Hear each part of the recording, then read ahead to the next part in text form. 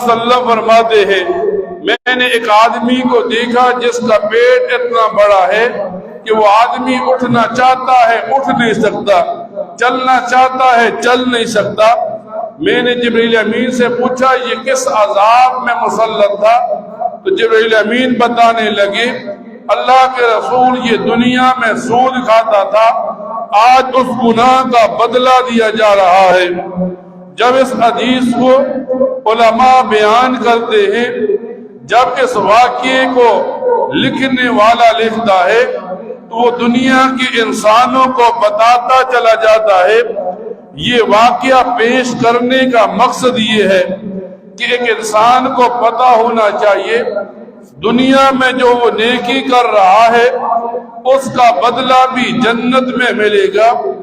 दुनिया में कोई गुनाह कर रहा है उस गुनाह का बदला भी जहन्नम में मिलेगा। जैसे ही इंसान की आंख बंद होगी, मौत तारी होगी, इन गुनाहों की सजा कब्र में भी मिलेगी, इन नेकियों की जजा कब्र में भी मिलेगी।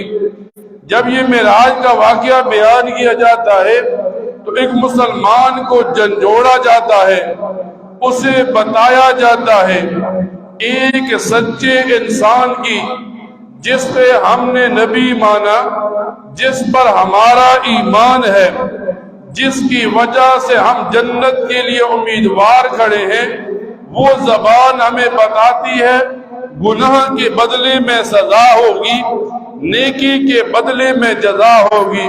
तो हर मुसलमान को चाहिए मौत को, जहन्नुम को, कब्र को सामने रखकर वो नेकी करने की कोशिश करे, वो गुनाह से बचने की कोशिश करे। अल्लाह ताला से दुआ किया करे, अल्लाह ताला इन बातों पर अमल करने की तौफीक अता फरमाए। व आखिर दावाना अनिल हम्दुलिल्लाहि रब्बिल आलमीन।